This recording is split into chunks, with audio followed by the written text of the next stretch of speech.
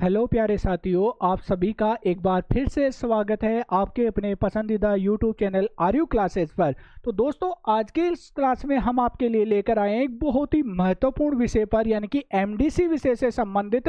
और राजस्थान विश्वविद्यालय ही नहीं बल्कि समस्त विश्वविद्यालयों के लिए एमडीसी का जो आपका पेपर है, संसाधन भूगोल का परिचय, ठीक है, यानी कि इंट्रोडक्शन ऑफ रिसोर्सेज ज्योग्राफी, बहुत ही महत्वपूर्ण क्लास है।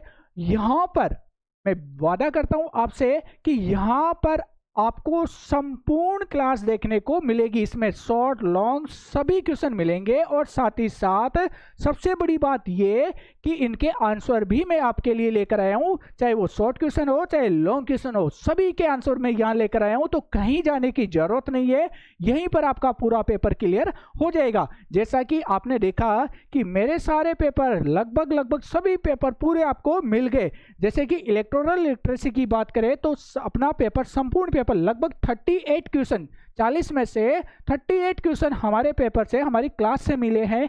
तो ऐसे ही आज की इस क्लास से भी आपको पूरे क्वेश्चन देखने को मिलेंगे। तो चलिए शुरू करते हैं। राजस्थान विश्वविद्यालय और साथ ही साथ जो अदर यूनिवर्सिटी के बच्चे हैं जिनके पास एमडीसी विषय से संबंधित संसाधन भूगोल का परिचय, इंट्रोडक्शन ऑफ रिसोर्सेज ज्योग्राफी, महत्वपूर्ण पर्सन फिफ्थ सेमेस्टर, सभी प्रश्नों के उत्तर सहित। और यहाँ पर बीए, बीएससी, बीकॉम सभी के लिए ये क्लास समान रूप से उपयोगी होने वाली है। तो देखिए, इंट्रोडक्शन टू रिसोर्सेज ज्योग्राफी, महत्वपूर्ण पर्सन और उत्तर। अब एक एक करके हम देखेंगे, एक एक करके देखेंगे। पहले शॉर्ट क्वेश्चन देखेंगे, फिर लॉन्ग क्वेश्चन देखेंगे और फिर उनके आंसर देखेंगे। तो शांत दिमाग से सुनना, देखना।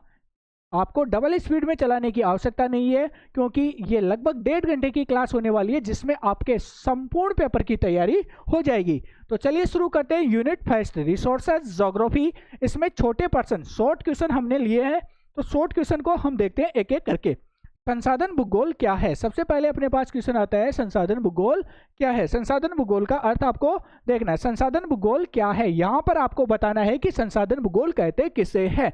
इनका आंसर मैं लाइन टू लाइन लिखवाऊंगा, आपको बिल्कुल लिखा हुआ मिलेगा, सेम कॉपी आपको करनी है। तो कुछ भी नहीं करना है, सिर्फ सुनना है और देखना है। संसाधन भूगोल क्या है? संसाधनों, क्वेश्चन नंबर 2, संसाधनों की परिभाषा दीजिए। संसाधन की परिभाषा आपको देनी है कि संसाधन होते क्या है। हम एक्सप्लेन करेंगे एक एक चीज को। क्यों? क्योंकि मेरा तो ज्योग्राफी विषय है, तो यहां आपको निश्चिंत होकर बैठना है, क्योंकि प्रत्येक बिंदु को मैं डीपली अच्छे से क्लियर करवाऊंगा। मेरा मेजर सब्जेक्ट है ये। नेक्स्ट हम बात करें, संसाधनों के 2 मुख्य प्रकार कौन कौन से हैं। तो ये तीसरा क्वेश्चन था। बात करें चौथे क्वेश्चन की, तो चौथा क्वेश्चन है, नवीनीकरण संसाधन क्या है। नवीनीकरण योग्य संसाधन क्या होते हैं। क्वेश्चन नंबर 5 देखें तो अनवीकरण संसाधन क्या होते हैं।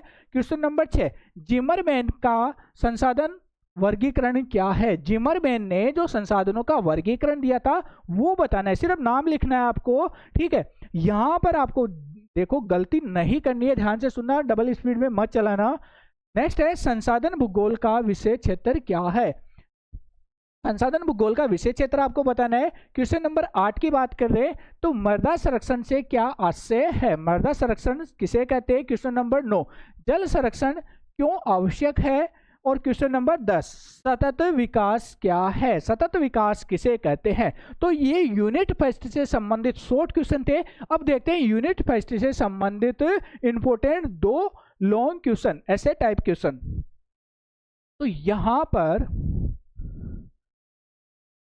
निबंधात्मक पर्सन यानी कि लॉन्ग क्वेश्चन। तो पहला क्वेश्चन है, संसाधन भूगोल की प्रकृति, विषय क्षेत्र और महत्व का वर्णन कीजिए। लॉन्ग क्वेश्चन आपको देखने को मिलेगा, संसाधन भूगोल की प्रकृति, विषय क्षेत्र और इसके महत्व का वर्णन कीजिए। इसके अथवा की बात करें तो अथवा में जो क्वेश्चन आपको देखने को मिलेगा वो रहेगा, संसाधनों का वर्गीकरण तथा जल और मृदा संरक्षण के उपायों की व्याख्या कीजिए। संसाधनों का वर्गीकरण चार्ट देना है और साथ ही साथ जल और मृदा संरक्षण के उपाय आपको बताने होंगे। तो ये थे यूनिट फर्स्ट से संबंधित लॉन्ग क्वेश्चन। अब बात करते हैं यूनिट सेकंड के शॉर्ट क्वेश्चन की।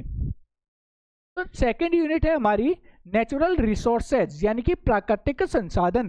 प्राकृतिक संसाधनों में पहला क्वेश्चन है यूनिट सेकंड से प्राकृतिक संसाधन क्या है। इंपॉर्टेंट क्वेश्चन है कि नेचुरल रिसोर्सेज किसे कहते हैं। नेक्स्ट की बात करें, खनिज संसाधन क्या है। मिनरल्स जो रिसोर्सेज है वो क्या होते हैं। बात करें क्वेश्चन नंबर थर्ड की, तो लौह अयस्क क्या है। आयरन जो आप रोजाना काम में लेते हो। नेक्स्ट है तांबा, कॉपर के उपयोग लिखिए, तांबे के उपयोग लिखने हैं। नेक्स्ट बात करें, पारंपरिक ऊर्जा संसाधन क्या है। व्याख्या देखेंगे इनकी, अच्छे से आंसर देखेंगे। नेक्स्ट हम बात करें, कोयला क्यों महत्वपूर्ण ऊर्जा स्रोत है। कोयला क्यों महत्वपूर्ण ऊर्जा का, ठीक है, ऊर्जा का स्रोत है या माना जाता है। नेक्स्ट हम बात करें क्वेश्चन नंबर 7 की, तो पेट्रोलियम के मुख्य उपयोग क्या है। पेट्रोलियम के मेजर उपयोग कौन कौन से हैं। बात करें क्वेश्चन नंबर 8 की, तो क्वेश्चन नंबर 8 है, अपारंपरिक ऊर्जा संसाधन क्या है या किसे कहते हैं। अपारंपरिक ऊर्जा के संसाधन कौन से हैं, इसकी डेफिनेशन आपको देनी है और साथ साथ एक एग्जाम्पल भी देना है। नेक्स्ट हम बात करें, सौर ऊर्जा के लाभ लिखिए। सौर ऊर्जा के कौन कौन से लाभ हैं, तो ये शॉर्ट क्वेश्चन है, तो यहाँ पे आपको लगभग 4 लाभ आपको लिखने हैं। क्लियर। नेक्स्ट हम बात करें, पवन ऊर्जा कैसे प्राप्त की जाती है। पवन ऊर्जा को हम कैसे प्राप्त करते हैं, हवा से कैसे बिजली बनाई जाती है, वो प्रोसेस आपको बतानी है शॉर्ट में। अब बात करते हैं इसके यूनिट सेकंड के लॉन्ग क्वेश्चन की, ठीक है।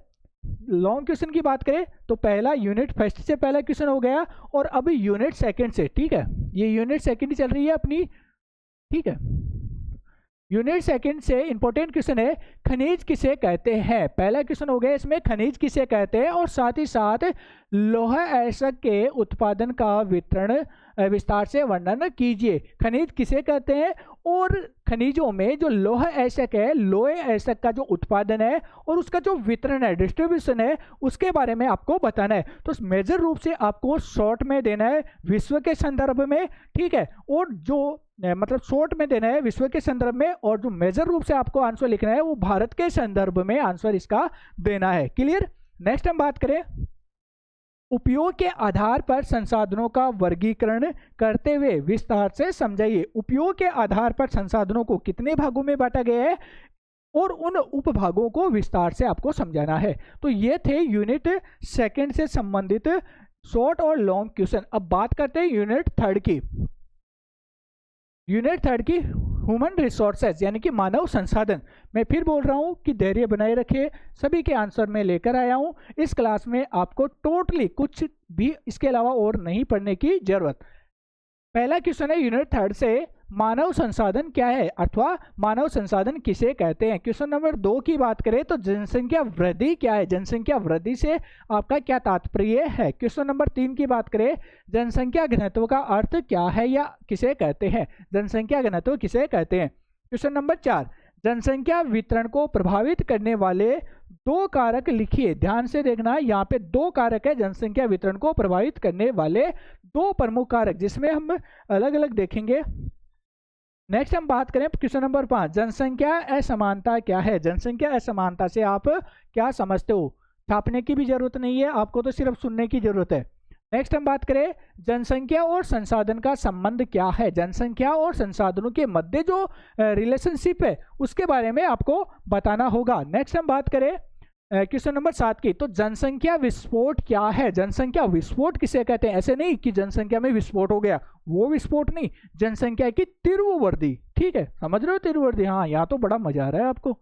नेक्स्ट हम बात करें क्वेश्चन नंबर 8, जनसंख्या वृद्धि के 2 कारण लिखिए। जनसंख्या लगातार बढ़ रही है और ये बढ़ती हुई जनसंख्या देश के लिए, विश्व के लिए, इस पृथ्वी के लिए और पृथ्वी पर पाए जाने वाले सभी संसाधनों के लिए हानिकारक है।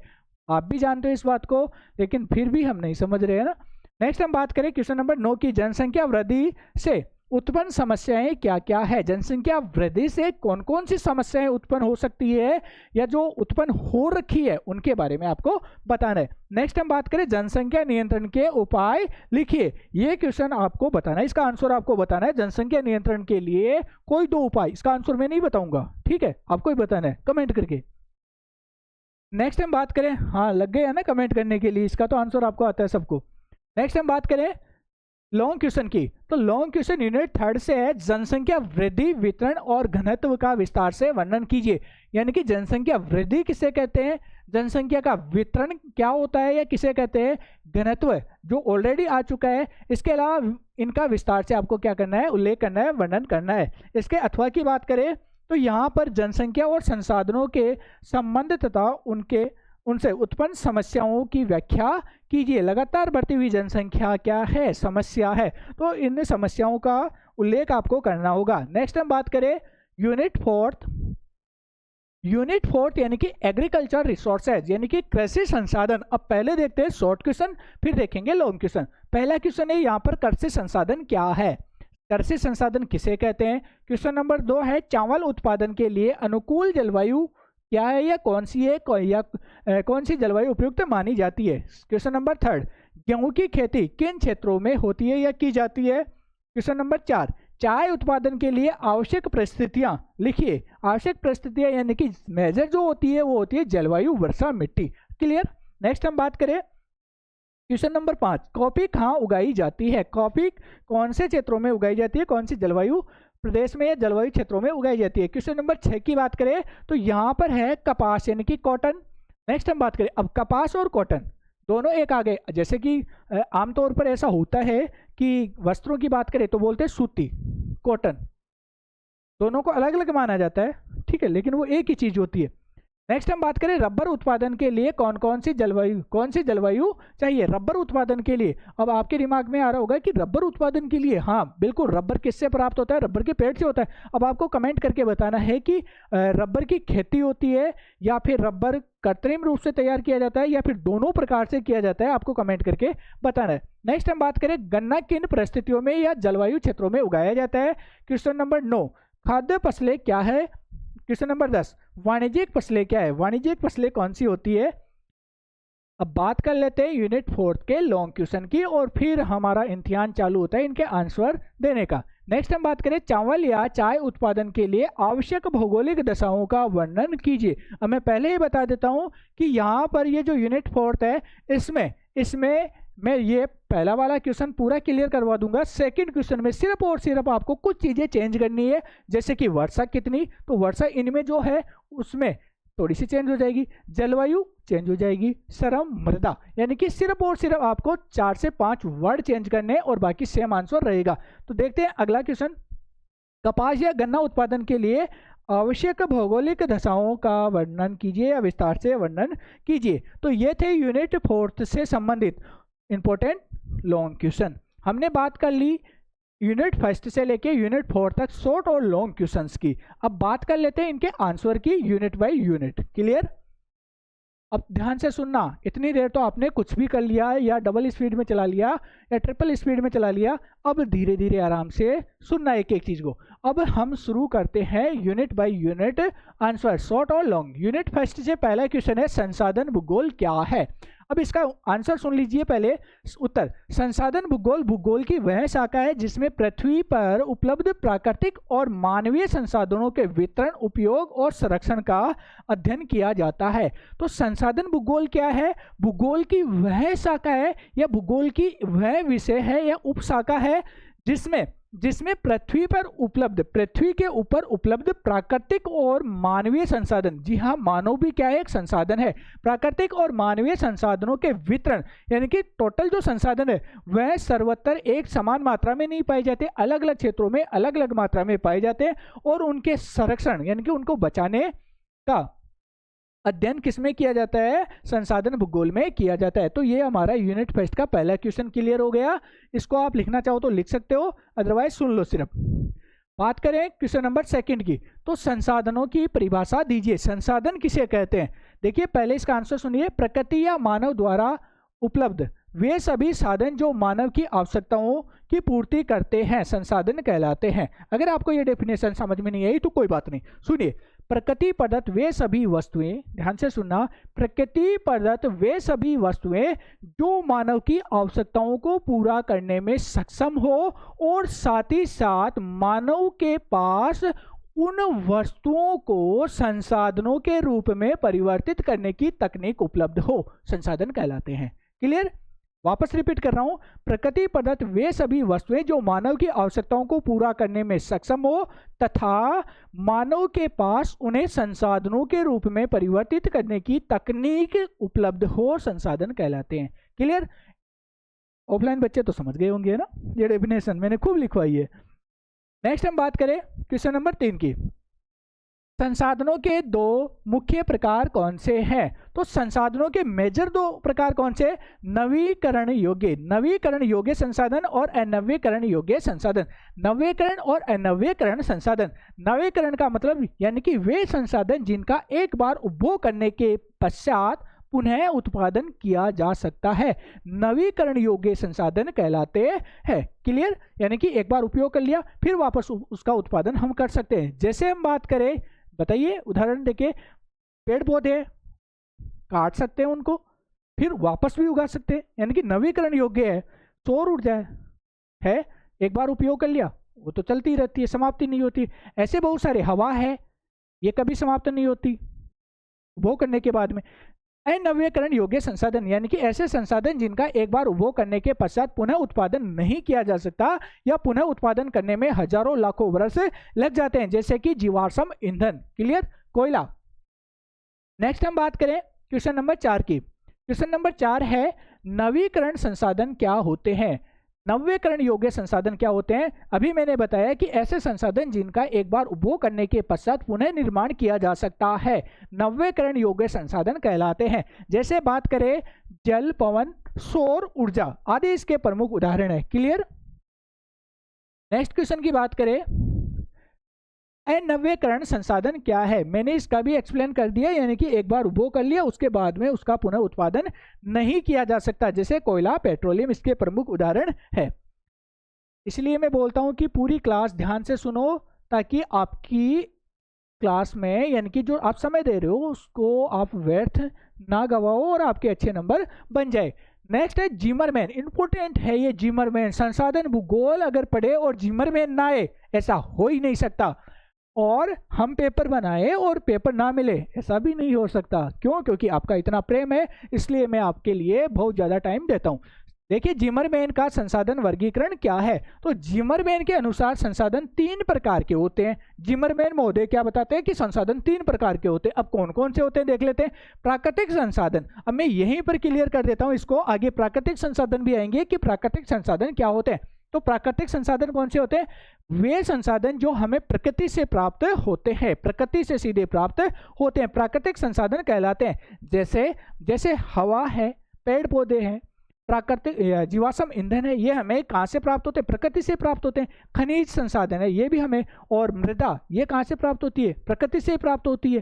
क्लियर?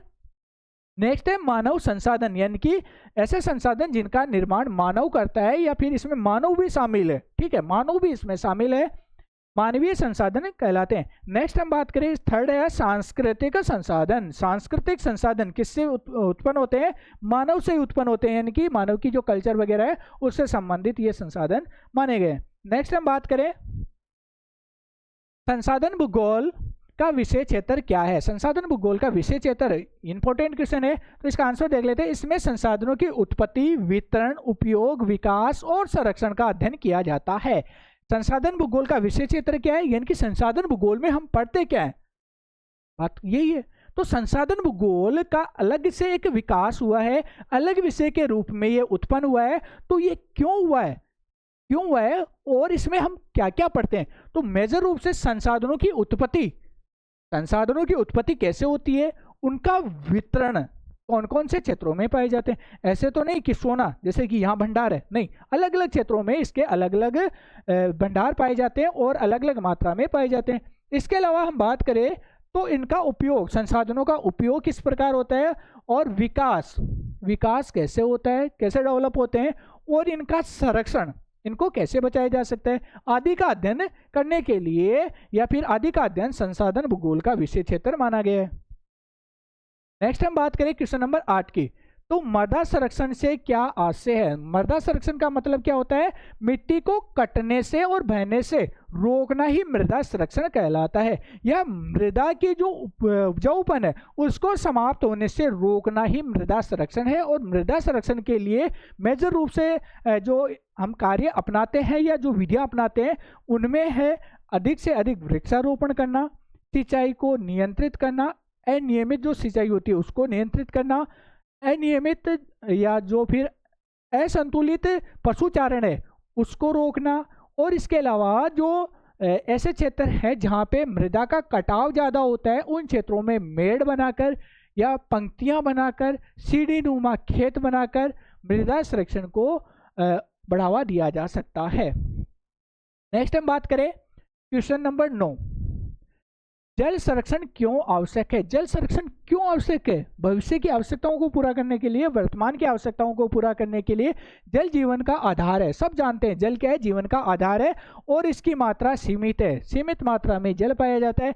अब आप बोलोगे कि सर पृथ्वी के 71%, ठीक है, ये जो भाग है 71%, ठीक है, इस पर जल पाया जाता है और 29% भाग पर स्थल पाया जाता है। फिर कैसी समस्या? फिर कैसी समस्या है कि जल सीमित मात्रा में पाया जाता है? बात यह है कि ये कौन सा जल है? कौन सा जल है? लवणीय जल है। शुद्ध पीने योग्य जल अति अल्प मात्रा में है और इसलिए हम इसका संरक्षण करते हैं। क्लियर? और ये भविष्य जल का संरक्षण, भविष्य के लिए जल का संरक्षण करना आवश्यक है। क्वेश्चन नंबर 10 की बात करें तो यहाँ पर है सतत विकास क्या है? ऐसा विकास जो वर्तमान आवश्यकताओं को पूरा करे और भविष्य की पीढ़ियों की आवश्यकताओं को प्रभावित न करे, सतत विकास कहलाता है। यानी कि आपने कक्षा 10 में पढ़ा होगा, अब भूल गए होंगे, कक्षा 10 में आपने पढ़ा होगा एसएसटी विषय में संसाधन, भूगोल की एक छोटी सी किताब चलती थी, उसमें संसाधनों का पहला ही टॉपिक था, तो उसमें था सतत पोषणीय विकास। याद आया कुछ? सतत पोषणीय विकास। और एजेंडा 21 भी पढ़ा होगा आपने, पढ़ा है तो बताना जरूर। देखिए सतत विकास क्या होता है? यानी कि ऐसा विकास जो वर्तमान की आवश्यकताओं को पूरा करे। ध्यान से सुनना, सतत विकास क्या होता है? ऐसा विकास जो वर्तमान की आवश्यकताओं को पूरा करे तथा भविष्य की आवश्यकताओं की अवहेलना ना करे। ऐसा नहीं कि अरे अपन तो जी रहे ना, अपने तो अच्छे से जी लो, जो है वो कर लो, बाहर में जाए आने वाली पीढ़ियां, ऐसा नहीं सोचना चाहिए। तो सतत विकास क्या है? यानी कि अपनी जो आवश्यकताएं, वर्तमान की आवश्यकताएं, उनको तो पूरा करो, लेकिन भविष्य की जो आवश्यकताएं होती है उनको आप नजरअंदाज नहीं कर सकते। तो भविष्य की आवश्यकताओं को भी आपको ध्यान में रखना है और भविष्य की आवश्यकताओं को ध्यान में रखते हुए जो विकास किया जाता है उसे ही सतत विकास कहा जाता है। क्लियर? नेक्स्ट हम बात करें यूनिट सेकंड की। अब ये मत सोचना कि लॉन्ग क्वेश्चन नहीं लेके आया, आंसर लेके आया हूं। ये शॉर्ट क्वेश्चन होने के बाद में हम unit by unit long question के आंसर भी देखेंगे। पहले देख लेते हैं शॉर्ट क्वेश्चन, ऐसे बीच में लॉन्ग आ जाएंगे तो आप थोड़ा सा बोर हो जाओगे, ठीक है। पहले शॉर्ट देख लेते हैं। यूनिट सेकंड है नेचुरल रिसोर्सेज। इसमें पहला क्वेश्चन है प्राकृतिक संसाधन क्या है? वे संसाधन जो हमें प्रकृति से प्राप्त होते हैं, जैसे ये जल, खनिज प्राकृतिक संसाधन के उदाहरण कहलाते हैं। क्लियर? वे संसाधन जो हमें प्रकृति से प्राप्त होते हैं, संसाधन प्राकृतिक संसाधन या नेचुरल रिसोर्सेज कहलाते हैं, जैसे कि वाटर।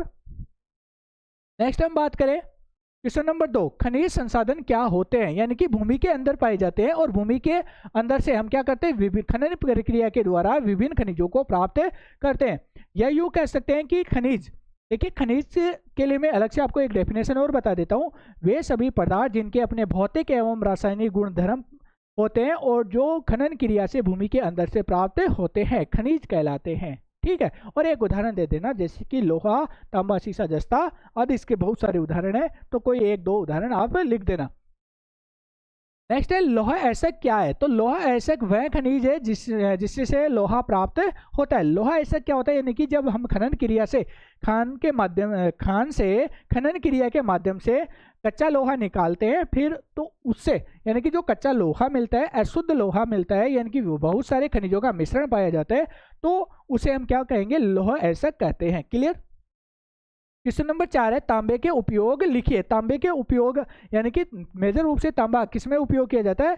इलेक्ट्रॉनिक्स उद्योग में, यानी कि बिजली के जो उपकरण बनते हैं उनमें इसका उपयोग किया जाता है, और साथ ही साथ मशीनें बनाने में, मिश्र धातु बनाने में। अब आपको कमेंट करके बताना है कोई एक मिश्र धातु का उदाहरण। मिश्र धातु यानी कि दो या दो से अधिक खनिजों के या धातुओं के मिलने से बनने वाली। ठीक है, नेक्स्ट हम बात करें क्वेश्चन नंबर 5 की।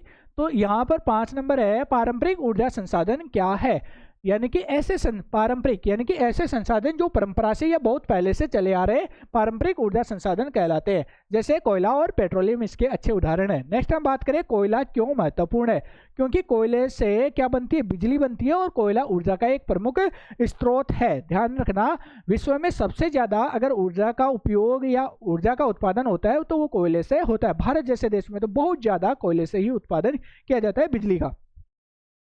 नेक्स्ट हम बात करें क्वेश्चन नंबर 7 की, पेट्रोलियम के उपयोग। पेट्रोलियम का उपयोग क्या होता है? ईंधन के रूप में होता है, प्लास्टिक निर्माण में होता है, रासायनिक उद्योग में होता है। तो पेट्रोलियम के उपयोग तो आपको भी आते हैं। नेक्स्ट हम बात करें अपारंपरिक ऊर्जा संसाधन क्या है? अपारंपरिक यानी कि ऐसे संसाधन जिनका उपयोग हाल ही के वर्षों में या हाल ही के समय में शुरू किया गया है, क्या कहलाते हैं? अपारंपरिक ऊर्जा संसाधन कहलाते हैं। जैसे सौर ऊर्जा, पवन ऊर्जा, यानी कि ये थे तो पहले भी, लेकिन इनसे ऊर्जा का उत्पादन, बिजली का उत्पादन हाल ही के कुछ वर्षों में हुआ है। और बात करें इसमें सौर ऊर्जा की, तो सौर ऊर्जा के क्षेत्र में भारत धीरे धीरे अग्रणी देशों की श्रेणी में आ रहा है, क्योंकि यहाँ पे जनसंख्या ज़्यादा है। और दूसरी बात, यहाँ पर भारत की जो लोकेशन है, विश्व मानचित्र में जो लोकेशन है, वो एक अच्छी पोजीशन में, जहाँ पर सूर्य की किरणें अधिक समय तक प्राप्त होती है, इसलिए भारत क्या है, सौर ऊर्जा का एक प्रमुख स्रोत माना जाता है। नेक्स्ट हम बात करें सौर ऊर्जा के लाभ। सौर ऊर्जा के लाभ क्या है? एक तो इससे प्रदूषण नहीं होता है, इसका पुनर्निर्माण किया जा सकता है, और यह असीमित स्रोत है, लगातार कितना ही उपयोग कर लो इससे विद्युत का उत्पादन होता रहता है। नेक्स्ट हम बात करें क्वेश्चन नंबर 10, पवन ऊर्जा कैसे प्राप्त होती है? तो हवा की गति से, हवा चलती है तो उसकी गति से जो टरबाइन बने हुए होते हैं, उन टरबाइन के पंखे घूमते हैं, और पंखे घूमने से अंदर टरबाइन घूमेगा, और टरबाइन से बिजली उत्पन्न होती है। क्लियर? क्वेश्चन नंबर 10 हो चुके। अब बात करते हैं यूनिट 3 की। तो यूनिट 3 है ह्यूमन रिसोर्सेज। देखिए मानव संसाधन क्या है, यहाँ पर आंसर देखिए इसका, मानव की शारीरिक क्षमता, ज्ञान, कौशल और कार्य करने की उपयोगिता को मानव संसाधन कहा जाता है, जो आर्थिक और सामाजिक विकास में योगदान देता है। मानव की शारीरिक क्षमता, ठीक है, ज्ञान, कौशल और कार्य करने की योग्यता मानव संसाधन कहलाती है। अब ऐसे मत बोलना कि सर हमारी तो ये खोपड़ी काम ही नहीं करती, करती है लेकिन आप यूज नहीं करते। फालतू फालतू चीजों में तो खूब करता होगा बेटा, करता है ना? हाँ, तो आपका जो दिमाग है ना, अगर इसका आप सही उपयोग कर लो, बहुत दिमाग है आप में, अगर सही दिमाग का उपयोग कर लो आप सही तरीके से, तो आप आने वाला जो एग्जाम है उसको अच्छे से फाड़ के आ जाओगे। फाड़ने का मतलब बहुत अच्छे से करके आ जाओगे, क्योंकि आप में कैपेसिटी है इतनी। कौशल और कार्य करने की योग्यता को ही मानव संसाधन कहा जाता है। क्लियर?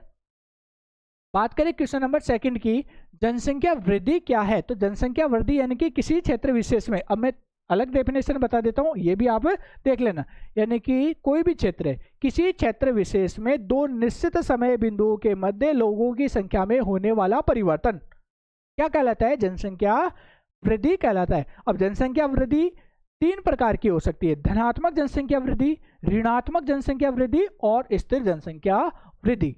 क्लियर? नेक्स्ट क्वेश्चन की बात करें, जनसंख्या घनत्व क्या है? तो जनसंख्या घनत्व क्या होता है? प्रति वर्ग इकाई क्षेत्र में निवास करने वाले लोगों की औसत संख्या, प्रति वर्ग किलोमीटर क्षेत्र में निवास करने वाले लोगों की औसत संख्या क्या कहलाती है? जनघनत्व कहलाती है। अब यहां पर आपको एक कमेंट करके बताना है कि 2011 की जनगणना के अनुसार भारत का औसत घनत्व कितना है, और साथ ही साथ अगर आप अदर स्टेट से हो तो आप अपने स्टेट का जनसंख्या घनत्व कमेंट जरूर करना। क्लियर? नेक्स्ट हम बात करें जनसंख्या वितरण को प्रभावित करने वाले कारक कौन कौन से हैं? तो जनसंख्या वितरण को प्रभावित करने वाले बहुत सारे कारक है, बहुत सारे कारक है, जिसमें मुख्य रूप से जलवायु आती है। ठीक है, जलवायु, स्थलाकृति, मृदा उर्वरता, जल की उपलब्धता, आर्थिक विकास, जनसंख्या वितरण को प्रभावित करता है। क्लियर, इसमें बताने की आवश्यकता नहीं है। नेक्स्ट है जनसंख्या असमानता क्या है, यानी कि जब किसी क्षेत्र में जनसंख्या का वितरण समान न होकर कैसा हो, कहीं अधिक और कहीं बहुत कम होता है, तो उसे जनसंख्या की असमानता कहते हैं। यानी कि हम बात करें राजस्थान की, तो अपनो प्यारो राजस्थान है, इसमें हम बात करें अलग अलग क्षेत्रों में अलग अलग जनसंख्या। जयपुर में अथाह भंडार पड़ा है। बात करें जैसलमेर, बाड़मेर, बीकानेर की, तो वहां पे जनसंख्या का अकाल पड़ा है। क्लियर है ना, यानी कि राजस्थान एक राज्य है और इसमें जनसंख्या का असमान वितरण पाया जाता है। क्लियरली। नेक्स्ट हम बात करें क्वेश्चन नंबर 6 की, तो क्वेश्चन नंबर 6, जनसंख्या और संसाधनों का संबंध क्या है। तो जनसंख्या संसाधनों का उपयोग करती है। जनसंख्या क्या करती है, संसाधनों का उपयोग करती है। अब बोलोगे कि सर हम कैसे उपयोग करते हैं। मान लो क्या है ही, जनसंख्या है तो संसाधन, जैसे कि हम बात करें अब अनाज है, जनसंख्या ज्यादा होगी तो ज्यादा अनाज का उपयोग करेगी, ज्यादा प्राकृतिक संसाधनों का उपयोग करेगी, मानव निर्मित संसाधनों का ज्यादा उपयोग करेगी। तो जनसंख्या क्या करती है, संसाधनों का उपभोग करती है। जनसंख्या बढ़ने पर संसाधनों की मांग भी बढ़ती है। जैसे जैसे जनसंख्या बढ़ती है वैसे वैसे जो संसाधन है, जैसे कि गाड़ी की डिमांड बढ़ेगी ना, डीजल पेट्रोल की बढ़ेगी, अनाज की बढ़ेगी, और जो अन्य जो जैसे कि आवास की बात करें तो आवास बनाने के लिए हमें क्या चाहिए, कंकड़ पत्थर, बजरी और सीमेंट पत्थर, तो ये कहाँ से आएंगे, प्रकृति से आएंगे। तो प्राकृतिक संसाधनों पर क्या बढ़ेगा, इनका दबाव बढ़ेगा। तो इसलिए कह सकते हैं कि इन दोनों में घनिष्ठ संबंध पाया जाता है। बात करें क्वेश्चन नंबर 7 की, तो जनसंख्या विस्फोट क्या है। जनसंख्या विस्फोट क्या होता है कि किसी देश या प्रदेश में जनसंख्या में तीव्र गति से वृद्धि होना ही जनसंख्या विस्फोट कहलाता है। क्लियर। नेक्स्ट बात करें क्वेश्चन नंबर 8 की, तो 8 नंबर क्वेश्चन है जनसंख्या वृद्धि के प्रमुख कारण क्या है। तो जनसंख्या वृद्धि, उच्च जन्म दर ज्यादा होगी तो जनसंख्या अपने आप बढ़ेगी। नेक्स्ट हम बात करें मृत्यु दर में कमी, अगर मरने वाले लोगों की संख्या कम हो जाएगी और जन्म दर ज्यादा रहेगी तो जनसंख्या तीव्र गति से बढ़ेगी। नेक्स्ट हम बात करें चिकित्सा सुविधाओं में वृद्धि, अगर चिकित्सा सुविधाओं में वृद्धि होगी तो स्वाभाविक बात है कि जनसंख्या मरेगी कम। मरेगी का मतलब, मेरा मतलब है कि यानी कि उपचार हो जाएगा समय पर तो लोग कम मरेंगे, ज्यादा जिएंगे। और बात करें बेहतर जीवन स्तर, बेहतर जीवन स्तर यानी कि सभी को अच्छी अच्छी सुविधाएं मिलने लग गई, तो बेहतर जीवन स्तर होने से जनसंख्या में वृद्धि होने लगी है। बात करें क्वेश्चन नंबर 9 की, तो जनसंख्या वृद्धि से उत्पन्न समस्याएं क्या है। जनसंख्या वृद्धि से कौन कौन सी समस्याएं उत्पन्न होती है। तो आवास संबंधी समस्या है, बेरोजगारी संबंधी समस्या है, चिकित्सा संबंधी समस्या है, तो अनेक प्रकार की समस्याएं आती रहती है। बात करें क्वेश्चन नंबर 10 की, तो 10 नंबर क्वेश्चन है जनसंख्या नियंत्रण के उपाय क्या है। जनसंख्या नियंत्रण के उपाय, ये तो आपको कमेंट करके बताना है, इसके आंसर मैं नहीं बताऊंगा। नेक्स्ट हम बात करें यूनिट 4, अंतिम यूनिट है। अंतिम यूनिट से जो इंपॉर्टेंट क्वेश्चन है, कृषि संसाधन क्या है, यानी कि ऐसे संसाधन जो हमें कृषि से या कृषि कार्यों से प्राप्त होते हैं, या कृषि से संबंधित जो उद्योग है, कार्य उनसे प्राप्त होते हैं, कृषि संसाधन कहलाते हैं। जैसे फसलें, पशुधन और कृषि उत्पाद आदि कृषि संसाधन कहलाते हैं। बात करें क्वेश्चन नंबर 2 की, चावल उत्पादन के लिए अनुकूल जलवायु, ध्यान रखना आगे भी ये काम आएगी। तो चावल उत्पादन के लिए जो गर्म और आर्द्र जलवायु होती है वह उपयुक्त मानी जाती है। और वर्षा की अगर बात करें तो यहाँ पे तापमान देख लेते हैं पहले, 20 से 30 डिग्री सेल्सियस, और वर्षा की बात करें तो 100 से 200 सेंटीमीटर वर्षा इसके लिए आवश्यक मानी जाती है।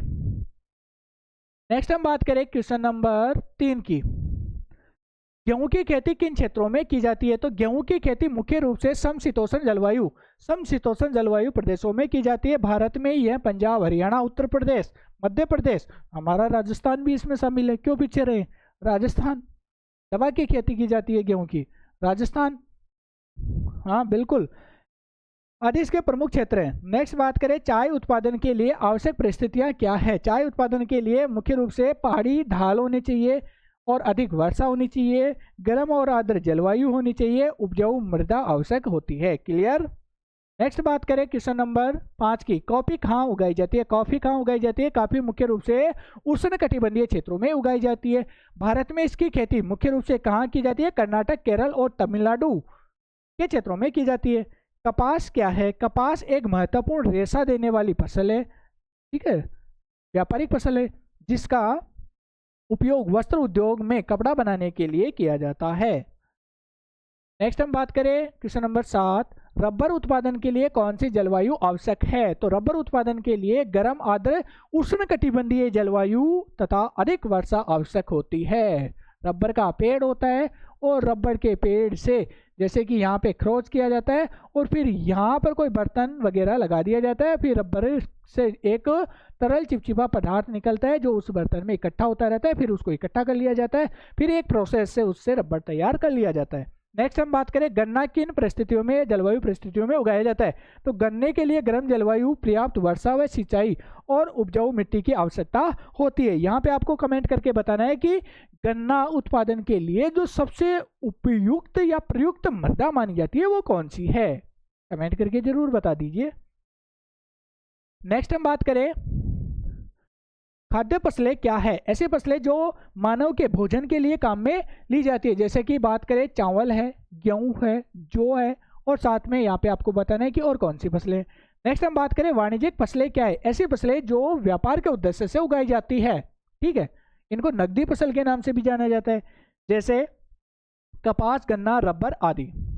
नेक्स्ट हम बात करें यूनिट फर्स्ट से लॉन्ग क्वेश्चन, ठीक है, मैंने वादा किया था आपसे कि इस लॉन्ग क्वेश्चन के आंसर भी लेकर आऊंगा, तो लेके आ गया। यूनिट फर्स्ट से लॉन्ग क्वेश्चन है संसाधन भूगोल की प्रकृति, विषय क्षेत्र और महत्व लिखिए। उत्तर देखिए, संसाधन भूगोल भूगोल की एक महत्वपूर्ण शाखा है। बिल्कुल सही बात है कि भूगोल की एक महत्वपूर्ण शाखा है जिसमें पृथ्वी पर उपलब्ध प्राकृतिक और मानवीय संसाधनों का अध्ययन किया जाता है। संसाधन भूगोल में पृथ्वी पर उपलब्ध प्राकृतिक और मानवीय संसाधन है, उनके वितरण का, उनकी उत्पत्ति का, उपयोग का और साथ ही साथ उनके संरक्षण का अध्ययन किया जाता है। बात करें इसमें आगे, संसाधन वे सभी साधन हैं जो मानव की आवश्यकताओं की पूर्ति करते हैं। मैंने पहले बता दिया कि संसाधन क्या होते हैं, वे सभी वस्तुएं जो मानव की आवश्यकताओं को पूरा करने में सक्षम होती है, जिनके जीवन स्तर और उसके जीवन स्तर को सुधारने में सहायता करते हैं। कौन? संसाधन। किसके जीवन स्तर में? मानव के जीवन स्तर को सुधारने में सहायता देते हैं। संसाधन भूगोल की प्रकृति व्यवहारिक और उपयोगितावादी है। संसाधन भूगोल की प्रकृति कैसी है? व्यवहारिक है और उपयोगितावादी है, क्योंकि इसका संबंध सीधे मानव जीवन और विकास से होता है। संसाधन भूगोल की प्रकृति कैसी है? व्यवहारवादी और उपयोगितावादी है। क्यों है? क्योंकि संसाधन भूगोल का सीधा संबंध किससे होता है? मानव के जीवन से होता है। इसलिए मानव भूगोल की प्रकृति कैसी है? व्यवहारिक और उपयोगितावादी है। नेक्स्ट इसमें बात करें संसाधन भूगोल के विषय क्षेत्र में। देखिए, संसाधन भूगोल के विषय क्षेत्र में संसाधनों की उत्पत्ति, वितरण, उपयोग, विकास और संरक्षण का अध्ययन किया जाता है। इंपॉर्टेंट लाइन है, संसाधन भूगोल के विषय क्षेत्र में क्या किया जाता है? संसाधनों की उत्पत्ति, विकास, उपयोग और साथ ही साथ उनका वितरण और संरक्षण का अध्ययन किया जाता है। इसमें प्राकृतिक संसाधनों जैसे कि जल, वन, खनिज, भूमि आदि के साथ साथ मानव संसाधनों का भी अध्ययन किया जाता है। किसमें किया जाता है? संसाधन भूगोल में प्राकृतिक संसाधनों का अध्ययन तो किया ही जाता है। प्राकृतिक संसाधन कौन कौन से? जल, वन, खनिज, भूमि आदि के साथ साथ मानवीय संसाधनों का भी अध्ययन किया जाता है। इसके अलावा संसाधनों के उचित प्रबंधन और उनके संरक्षण के उपायों का भी अध्ययन किया जाता है। साथ ही साथ इसमें संसाधनों का उचित प्रबंधन और उनके संरक्षण का भी अध्ययन किया जाता है। क्लियर? अब बात करें इसी में नेक्स्ट, संसाधन भूगोल का महत्व।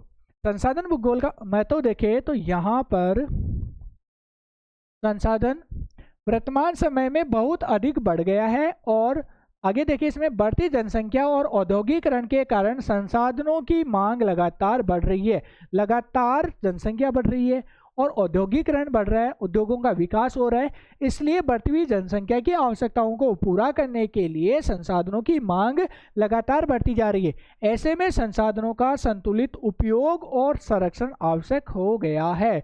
बढ़ती हुई जनसंख्या की मांग को पूरा करने के लिए संसाधनों का सही और मितव्ययतापूर्ण उपयोग करना अनिवार्य हो गया है। संसाधन भूगोल हमें संसाधनों के विवेकपूर्ण उपयोग की जानकारी देता है। संसाधन भूगोल से हमें संसाधनों के सही उपयोग की जानकारी प्राप्त होती है तथा सतत विकास को बढ़ावा देता है। इसलिए आर्थिक विकास, पर्यावरण संरक्षण और मानव कल्याण के लिए संसाधन भूगोल का अध्ययन अत्यंत आवश्यक हो गया है। यानी कि पर्यावरण का संरक्षण करने के लिए, आर्थिक विकास के लिए और मानव के कल्याण के लिए संसाधन भूगोल का अध्ययन अति आवश्यक हो गया है। क्यों? क्योंकि संसाधन भूगोल हमें क्या सिखाती है? संसाधनों का उचित व मितव्ययतापूर्ण या सतत उपयोग करना सिखाती है। इसी में हम आगे देखते हैं यूनिट फर्स्ट का सेकंड क्वेश्चन। फर्स्ट क्वेश्चन अपना कंप्लीट हो चुका है। सेकंड की बात करें, संसाधनों का वर्गीकरण तथा जल एवं मृदा संरक्षण के उपाय बताइए। संसाधन वे साधन है जिनका उपयोग मानव अपनी आवश्यकताओं की पूर्ति के लिए करता है। संसाधनों का वर्गीकरण कई आधारों पर किया जाता है। संसाधन का अर्थ आपको पता है, और संसाधनों का वर्गीकरण अलग अलग आधार पर किया जाता है। क्लियर? प्रमुख रूप से संसाधनों को नवीकरणीय और अनवीकरणीय योग्य संसाधनों में बांटा गया है। मेजर रूप से अलग अलग आप देख सकते हो संसाधनों का वर्गीकरण, लेकिन हम यहाँ पे दो भागों में नवीकरण योग्य और अनवीकरण योग्य संसाधनों के रूप में डिवाइड करके पढ़ रहे हैं। नवीकरण संसाधन वे संसाधन होते हैं जो समय के साथ पुनः उत्पन्न हो जाते हैं। इसके बारे में मैंने बता दिया। नवीकरण संसाधन क्या होते हैं, अनवीकरण संसाधन क्या होते हैं, मैं पहले समझा चुका हूँ, ज्यादा टाइम नहीं लूंगा। आगे देखते हैं इसमें जल और मृदा मानव के लिए अत्यंत महत्वपूर्ण साधन है। बिल्कुल सही बात है कि जल और मृदा मानव के लिए अत्यंत महत्वपूर्ण साधन है। इनके संरक्षण के बिना कृषि और जीवन संभव नहीं है। अगर हम जल का संरक्षण नहीं करेंगे, मृदा का संरक्षण नहीं करेंगे, तो हम कृषि कार्य नहीं कर पाएंगे और जीवन को जीना असंभव हो जाएगा। जल संरक्षण के लिए वर्षा जल संचयन, जल का सीमित उपयोग, तालाबों और नदियों का संरक्षण तथा जल प्रदूषण को रोकना आवश्यक है। जल संरक्षण के लिए हमें क्या करना होगा? वर्षा के जल का संरक्षण करना होगा। नदी का जो जल है उसका संरक्षण करना होगा। नदियों में कचरा, गंदगी नहीं डालनी है।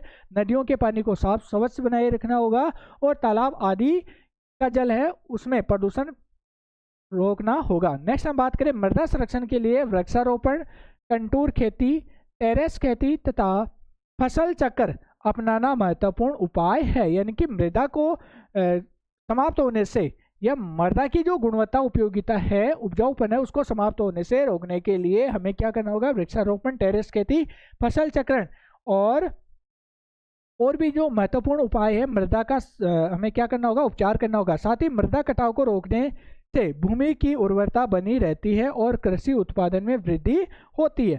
तो ये हो गया मृदा संरक्षण से संबंधित हमारा महत्वपूर्ण बिंदु। इसी में आगे देखते हैं, इस प्रकार जल और मृदा संरक्षण के माध्यम से संसाधनों का संतुलित उपयोग किया जा सकता है और भविष्य की पीढ़ियों के लिए इसका संरक्षण किया जा सकता है। अब इसमें मैंने डायरेक्ट बताया, आप डायग्राम बना सकते हो।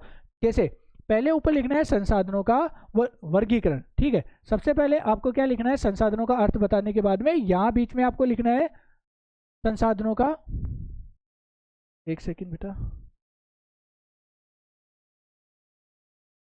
संसाधनों का वर्गीकरण लिखना है आपको। फिर इसे दो भागों में डिवाइड करना है, नवीकरण योग्य संसाधन और अनवीकरण योग्य संसाधन। फिर नवीकरण का अर्थ बताना है, फिर अनवीकरण योग्य संसाधनों का अर्थ बताना है, फिर आगे की डिटेल्स आपको देनी है। बात करते हैं यूनिट सेकंड से। खनिज किसे कहते हैं? लौह एसिड के उत्पादन का वितरण विस्तार से वर्णन कीजिए। देखिए, सबसे पहले हम देखते हैं कि खनिज क्या है। खनिज का अर्थ आपको बताना है। खनिज क्या होते हैं? प्रकृति प्रदत्त वे सभी वस्तुएं जिनके अपने भौतिक एवं रासायनिक गुण धर्म होते हैं, जिन्हें हम पृथ्वी या भूगर्भ से खनन क्रिया से प्राप्त करते हैं, खनिज कहलाते हैं, जो मानव विकास के लिए महत्वपूर्ण है या महत्वपूर्ण भूमिका निभाते हैं। इसके बाद में हम देखते हैं खनिजों को मुख्य रूप से दो भागों में बांटा गया या बांटा जा सकता है। पहला है धात्विक खनिज और अधात्विक खनिज। अब धात्विक खनिज आपको नीचे अलग लाइन में लिखना है, धात्विक खनिज, फिर लिखना है अधात्विक खनिज। अब धात्विक खनिज क्या होता है? वे खनिज जिनमें धातु का अंश पाया जाता है, धात्विक खनिज कहलाते हैं। जैसे हम बात करें लोहा, चांदी, सोना। क्लियर? अधात्विक खनिज क्या होते हैं? वे खनिज जिनमें धातु का अंश नहीं पाया जाता, अधात्विक खनिज कहलाते हैं। जैसे पारा, इसके अलावा अभ्रक आदि इसके प्रमुख उदाहरण है। नेक्स्ट हम बात करें लौह ऐसक का उत्पादन, लौह ऐसक का उत्पादन देखिए तो यहाँ पर लौह ऐसक सबसे महत्वपूर्ण धात्विक खनिजों में से एक है, क्योंकि इससे लोहा और इस्पात का निर्माण किया जाता है। इस्पात इस्पात आधुनिक उद्योगों की रीढ़ की हड्डी माना जाता है। यानी कि वर्तमान की बात करें, वर्तमान औद्योगिक अर्थव्यवस्था की बात करें तो सभी उद्योगों में सबसे महत्वपूर्ण क्या माना जाता है? लोहा ऐसक माना जाता है। क्यों? क्योंकि जो भारी मशीनें होती है उनका निर्माण किससे होता है? लोहे से होता है। और सभी जो जरूरत की वस्तुएं होती है उनका निर्माण लोहे से होता है। इसलिए वर्तमान जो आधुनिक औद्योगिक अर्थव्यवस्था है उसके लिए रीढ़ की हड्डी किसे माना जाता है? लोहा ऐसक को माना जाता है। इसमें लोहा ऐसक का उत्पादन मुख्यतः खनन प्रक्रिया द्वारा किया जाता है, जिसमें भूमि के अंदर से ऐसक को निकालकर शुद्ध किया जाता है। लोहा कहाँ से निकाला जाता है? भूमि के अंदर से निकाला जाता है, खनन प्रक्रिया से निकाला जाता है। और जो अशुद्ध लोहा होता है उसको गर्म करके पिघला के उसमें से अशुद्धियां निकाल दी जाती है। क्लियर? विश्व में लोहे ऐसक का उत्पादन, देखिए विश्व में मुख्य रूप से लोहे का उत्पादन चीन, अब विश्व मानचित्र में आपको देखना है चीन, ठीक है? क्लियर? दिख रहा है? हाँ। नेक्स्ट हम बात करें ऑस्ट्रेलिया, तो ऑस्ट्रेलिया कहां पर है? ये वाला ऑस्ट्रेलिया।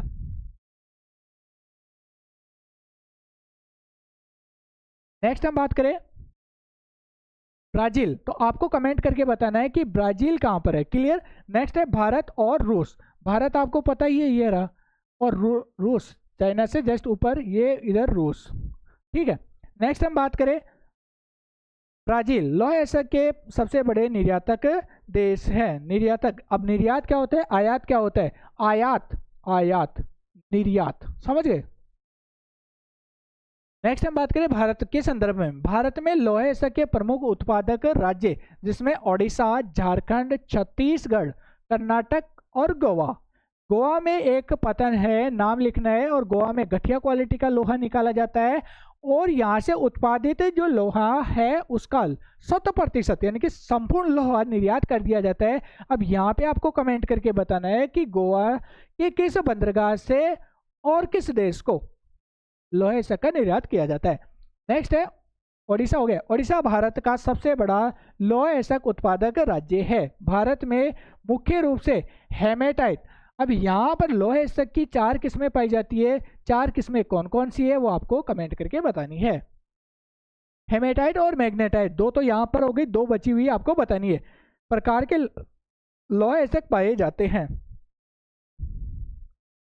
नेक्स्ट बात करें, लोह ऐसक का उपयोग मुख्य रूप से इस्पात उद्योग, मशीन निर्माण, रेलवे, भवन निर्माण और परिवहन साधनों के निर्माण में किया जाता है। इसलिए यह आर्थिक विकास और औद्योगिक प्रगति के लिए अत्यंत महत्वपूर्ण खनिज माना जाता है। नेक्स्ट हम बात करें यूनिट सेकंड से दूसरा क्वेश्चन, उपयोग के आधार पर संसाधनों का वर्गीकरण करते हुए विस्तार से समझाइए। तो जल्दी जल्दी देख लेते हैं। संसाधन वे साधन है जिनका उपयोग मानव अपनी आवश्यकताओं की पूर्ति के लिए करता है।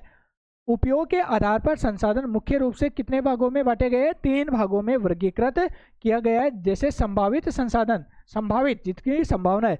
विकसित संसाधन जिनका विकास किया जा चुका है। भंडार, स्टॉक संसाधन यानी कि ऐसे संसाधन जो उपलब्ध है लेकिन अभी उसका उपयोग नहीं किया जा रहा, यानी कि संचित भंडार है लेकिन उनका उपयोग नहीं किया जा रहा है। ठीक है, आगे देखते हैं इसमें संभावित संसाधन। अब संभावित संसाधन यानी कि जिनकी संभावना है। संभावित संसाधन वे होते हैं जो किसी क्षेत्र में उपलब्ध होते हैं लेकिन उनका अभी तक पूर्ण रूप से उपयोग नहीं किया गया है। इन संसाधनों का उपयोग भविष्य में तकनीकी विकास और आवश्यकता के अनुसार किया जा सकता है। उदाहरण के लिए राजस्थान और गुजरात में सौर ऊर्जा तथा पवन ऊर्जा के बहुत अधिक संभावनाएं हैं जिनका पूरा उपयोग अभी नहीं हुआ है। बिल्कुल सही बात है, यानी कि संभावना है जिनका हम भविष्य में उपयोग कर सकते हैं।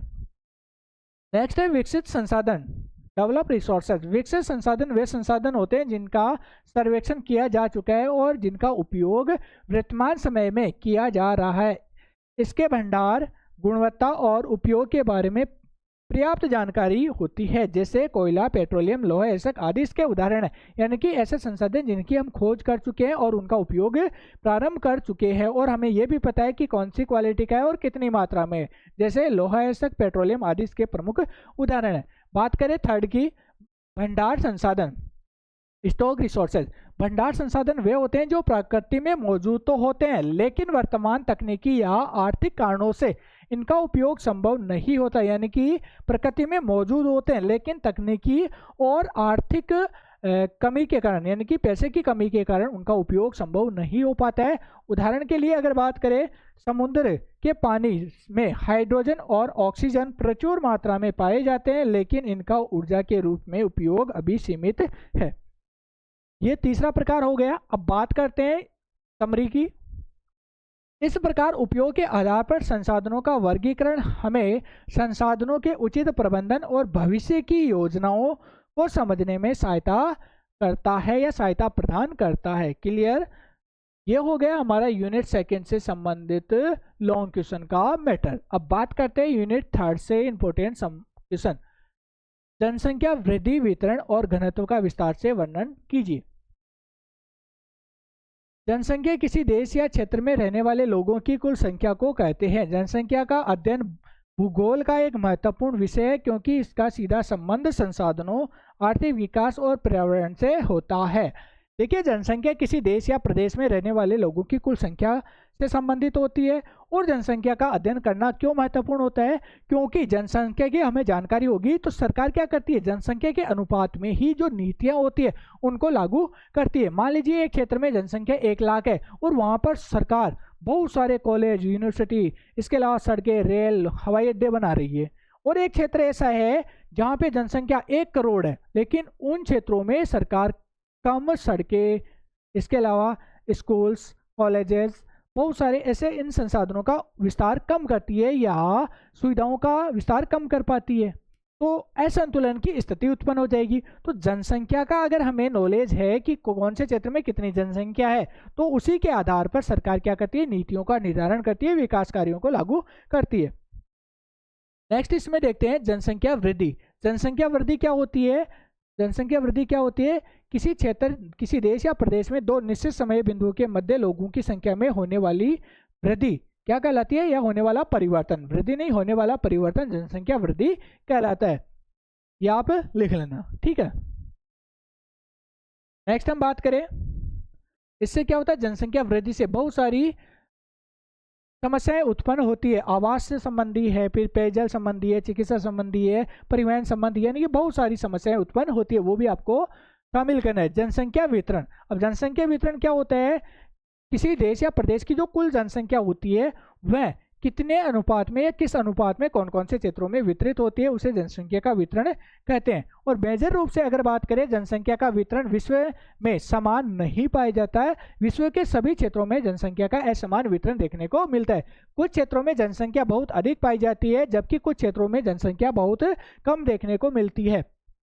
जनसंख्या वितरण को जलवायु, स्थलाकृति, मृदा, उपलब्ध संसाधन, प्राकृतिक संसाधन, रोजगार के अवसर आदि क्या करते हैं? प्रभावित करते हैं। उदाहरण के लिए नदी घाटियों में अगर हम बात करें तो उपजाऊ मृदा पाई जाती है, अच्छा साफ, स्वच्छ और मीठा पानी पाया जाता है, तो इस वजह से वहां पर या नदी घाटियों में अधिक जनसंख्या पाई जाती है। इसके विपरीत बात करें मरुस्थलीय क्षेत्रों में तो जलवायु उपयुक्त नहीं होती, संसाधनों का अभाव पाया जाता है, इसलिए मरुस्थलीय और पर्वतीय और अति शीत क्षेत्रों में जनसंख्या और जंगली क्षेत्रों में जनसंख्या कम देखने को मिलती है। क्लियर?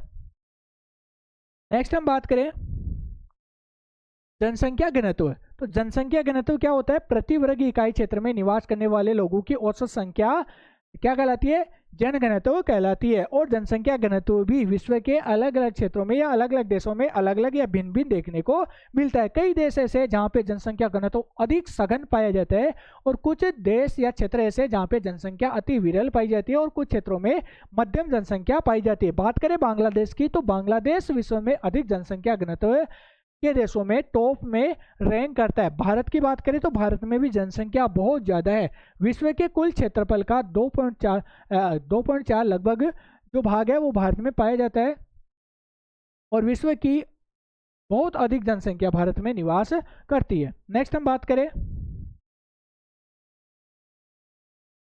इसकी समरी। अतः स्पष्ट है कि जनसंख्या वृद्धि, वितरण और घनत्व का अध्ययन किसी देश के विकास, संसाधनों के उपयोग और भविष्य की योजनाओं को समझने के लिए अत्यंत आवश्यक है। अब बात करें इसमें यूनिट 3 का 3.2 है, ठीक है।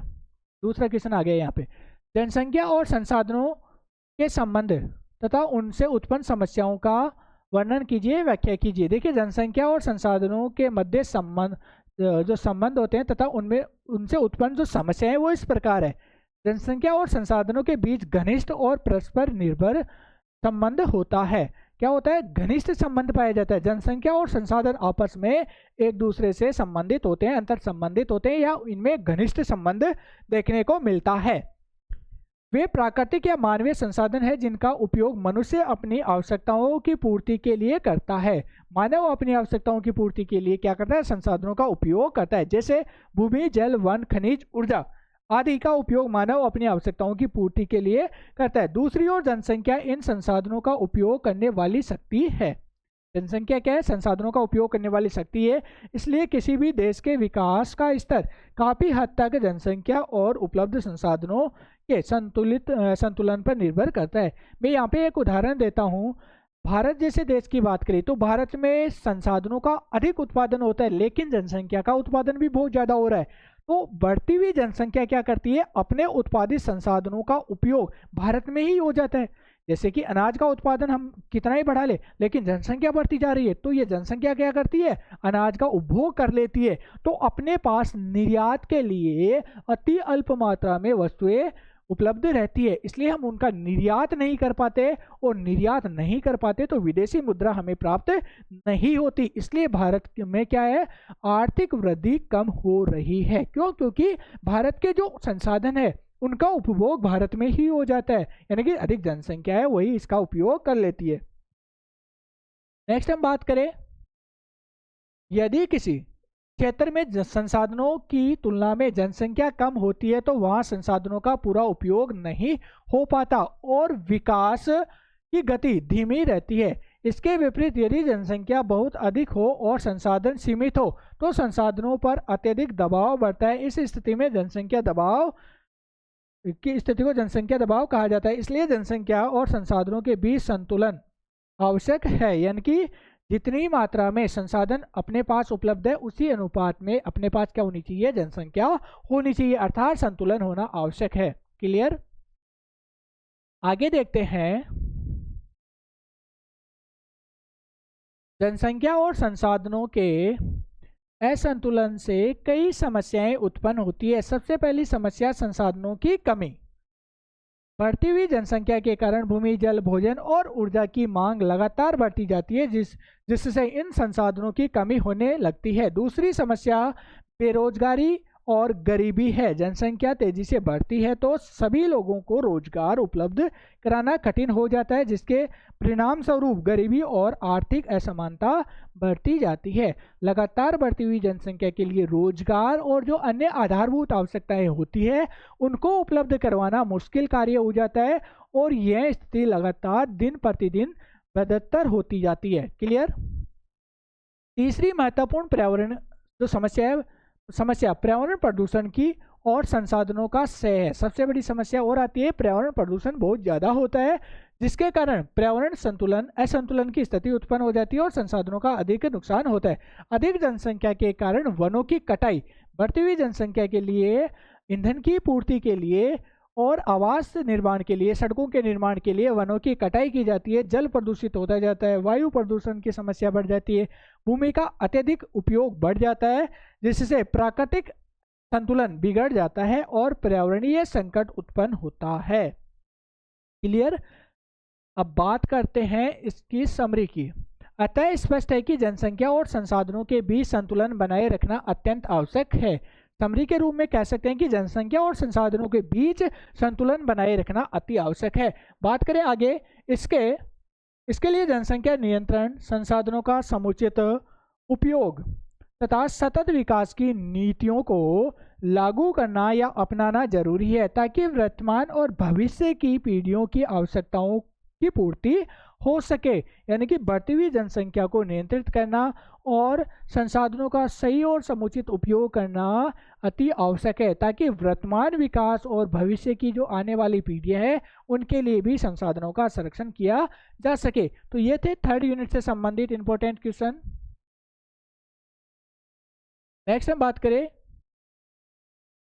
क्वेश्चन नंबर 4, चावल उत्पादन के लिए आवश्यक भौगोलिक दशाओं का वर्णन कीजिए। चौथा क्वेश्चन है, तो इसमें मैं बता देता हूँ आपको एक एक करके। आपको क्या करना है, चावल विश्व की प्रमुख खाद्यान्न फसल है और विशेष रूप से एशिया के देशों में इसका अधिक उत्पादन होता है। चावल की खेती के लिए कुछ विशेष भौगोलिक दशाओं का होना आवश्यक है, जिनमें जलवायु, मिट्टी, साथ ही साथ यहाँ पे वर्षा को भी ऐड करना है। वर्षा, स्थलाकृति, जल और श्रम आदि इसके प्रमुख तत्व है। यानी कि विश्व में अधिकांश जनसंख्या का मुख्य खाद्यान्न भोजन क्या है, चावल और गेहूं। ठीक है, चावल मेजर रूप से अधिक जनसंख्या वाले देशों में, और अधिक जनसंख्या वाले अगर टॉप 10 देशों की बात करें तो उनमें से 6 देश ऐसे हैं जो एशिया महाद्वीप में स्थित है। 6 देश एशिया महाद्वीप में स्थित है। आपको कमेंट करके बताना है कि विश्व में सबसे ज्यादा जनसंख्या वाला देश पहला और दूसरा कौन सा है। क्लियर। नेक्स्ट हम बात करते हैं अब एक एक पॉइंट की। देखिए, जलवायु की बात करें तो जलवायु चावल के लिए, अब यहाँ पे एक क्वेश्चन का आप विस्तार से देख लेना, बाकी पॉइंट चेंज करने आपको। देखिए, चावल उष्ण व आर्द्र जलवायु की फसल है। चावल क्या है, उष्ण व आर्द्र जलवायु की फसल है। इसके लिए लगभग 20 से 30 डिग्री सेल्सियस तापमान उपयुक्त माना जाता है। तो आप इसके अलग अलग पॉइंट्स भी बना सकते हो, जैसे कि जलवायु। तो जलवायु में आपको लिखना है चावल उत्पादन के लिए मुख्य रूप से उष्ण व आर्द्र जलवायु की आवश्यकता होती है। सेकंड पॉइंट आप बना सकते हो तापमान। ठीक है, तो तापमान में चावल उत्पादन के लिए चावल को बोते समय 20 डिग्री सेल्सियस तापमान और फसल पकते समय, काटते समय 30 डिग्री सेल्सियस तापमान की आवश्यकता होती है। चावल की अच्छी पैदावार के लिए 100 से 200 सेंटीमीटर वार्षिक वर्षा की आवश्यकता होती है। अब यहाँ पे वर्षा का आप अलग पॉइंट बना सकते हो। वर्षा कितनी चाहिए, यहाँ पे कम से कम 100 सेंटीमीटर वर्षा तो होनी चाहिए, और 200 सेंटीमीटर वर्षा इसके लिए उपयुक्त मानी जाती है। कम वर्षा होने पर सिंचाई के द्वारा क्या किया जाता है, चावल का उत्पादन किया जाता है। जहाँ वर्षा कम होती है वहाँ पर सिंचाई की आवश्यकता होती है। नेक्स्ट हम बात करें मिट्टी की, तो यहाँ पर चावल की खेती के लिए उपजाऊ और जल धारण क्षमता वाली मिट्टी उपयुक्त होती है। विशेष रूप से दोमट और चिकनी यानी कि जलोढ़ मिट्टी चावल उत्पादन के लिए सबसे उपयुक्त मानी जाती है। ऐसे नहीं कि बालू मिट्टी है उसमें पानी डाले और वो सोखती रहे, यानी कि जल को रोक कर रखने की क्षमता जिस मिट्टी में अधिक पाई जाती है और उपजाऊपन अधिक होता है, वह मिट्टी चावल उत्पादन के लिए अति महत्वपूर्ण मानी जाती है, जैसे दोमट और चिकनी जलोढ़ मिट्टी।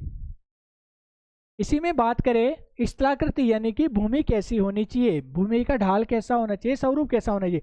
समतल और नीची भूमि चावल की खेती के लिए अधिक उपयुक्त होती है। ऐसे क्षेत्रों में पानी आसानी से जमा रहता है, जिससे चावल की खेती अच्छी होती है।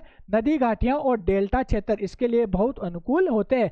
यानी कि धरातल कैसा होना चाहिए, समतल होना चाहिए, जिसमें पानी आसानी से भरा रह सके। क्यों, क्योंकि चावल के लिए अधिक पानी की आवश्यकता होती है। क्लियर। और मेजर रूप से नदियों का जो तटवर्ती क्षेत्र है वो और डेल्टाई क्षेत्र चावल उत्पादन के लिए उपयुक्त माना गया है। नेक्स्ट हम बात करें जल की उपलब्धता, तो जल की अधिक उपलब्धता आवश्यक है, और जहां वर्षा की मात्रा कम होती है 100 सेंटीमीटर से 200 सेंटीमीटर, इससे कम होती है तो वर्षा सिंचाई की आवश्यकता होती है। श्रम की बात करें तो चावल उत्पादन के लिए अधिक मानवीय श्रम की आवश्यकता होती है, तो सस्ता और मानवीय श्रम आवश्यक है।